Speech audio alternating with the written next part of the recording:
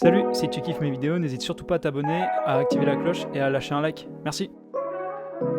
Salut, c'est Jugboy, j'espère que tu vas bien et aujourd'hui on se retrouve pour la review du chapitre 123 de Chainsaw Man. Allez, on commence tout de suite. Le chapitre s'ouvre sur un démon qui se forme à partir de cadavres. Il s'agit du démon chute. Elle use de ses pouvoirs puis on se retrouve plongé dans les souvenirs de Mitaka.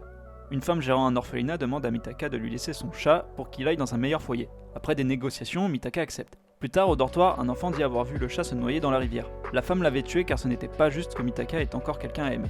De retour à la réalité, Mitaka est en train de tomber vers le ciel. Soudain, plusieurs personnes commencent à chuter vers les cieux en direction de portes, mais Mitaka tient bon. Pour commencer, il n'y a pas le démon mort comme tout le monde attendait, mais le démon chute. Bien joué Fujimoto, tu nous as bien eu. Cependant, ça nous permet de mieux comprendre ce qu'est un démon de peur primaire, parce que avant ça, je n'avais vraiment pas d'idée de ce que pouvait être une peur primaire, à part le démon ténèbres, parce qu'on avait déjà eu un exemple, et le démon mort, parce que c'est évident que tout le monde a peur de la mort. Donc la chute, c'est vrai que tout le monde a peur de tomber, et une peur primaire, ça doit être quelque chose dont tu as peur, mais c'est tellement évident que tu n'y penses pas. Et du coup, je pense que par exemple, on peut lier comme peur primaire, par exemple, le démon douleur, ou le démon feu potentiellement, mais bien que le feu ce soit un peu controversé puisqu'on a appris à le gérer, mais au fond de nous on a toujours une peur liée au feu je pense, donc le démon feu ça doit être aussi un démon de peur primaire, et il doit y en avoir plein, des comme ça. Pour revenir sur le démon chute, son pouvoir donc est lié aux chutes comme son nom l'indique, mais c'est plus compliqué que ça, c'est pas juste il te fait tomber et ça fait mal, il te fait chuter dans le sens propre comme figuré. Elle le dit elle-même, plus les cœurs chutent bas, plus les hommes chutent haut, puisqu'après elle fait chuter dans le ciel les gens. D'ailleurs ça aussi c'est marrant de voir qu'ils chutent à l'envers de ce qu'on peut imaginer. Parce que quand tu chutes, tu tombes par terre, tu t'envoles pas, c'est logique. Bah ça prend un contresens, c'est pas mal, c'est bien pensé, j'aime bien. Cependant on a vu qu'il fait chuter le moral, du coup en ressassant le passé, en allant fouiller dans les souvenirs. Et je pense que ce sera dangereux pour Denji d'aller affronter ce démon, notamment au vu de tout ce qu'il a vécu dans sa vie, donc la mort de Aki, la mort de Power, le fait qu'il s'est souvenu de ce qu'il a fait à son père.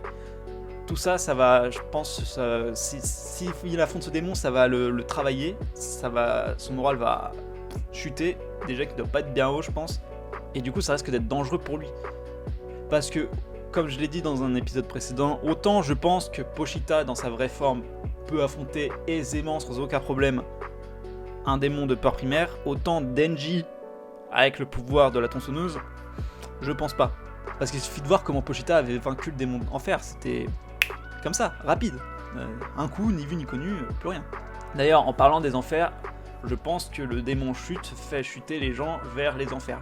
Parce qu'on voit que les gens, quand ils montent dans le ciel, ils passent par des petites portes. Dans les enfers, on peut voir que les portes, elles sont justement dans le ciel, que c'est par là qu'étaient tombés Makima et toute la clique quand ils ont affronté le démon ténèbres et qu'ils sont tombés en enfer. Surtout que le démon chute dit qu'il est messager des enfers, qu'il a envoyé par les enfers.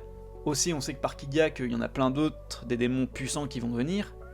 Donc ouais, je pense que les gens ils sont envoyés dans les enfers et qu'ils vont tout simplement se faire massacrer pour la plupart. Voilà, j'en ai terminé avec ce chapitre. Franchement, il était cool. Là, on sent vraiment qu'on rentre dans un événement majeur dans l'histoire du manga. Ça commence à être lourd.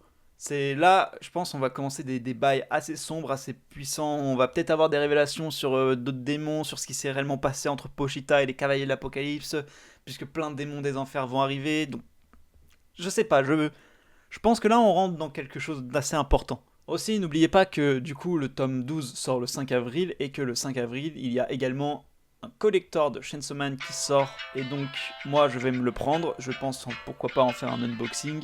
Sur ce, j'espère que la vidéo elle vous aura plu, n'oubliez pas de vous abonner, de lâcher un like, la cloche, me suivre sur Instagram, et je vous dis à la prochaine.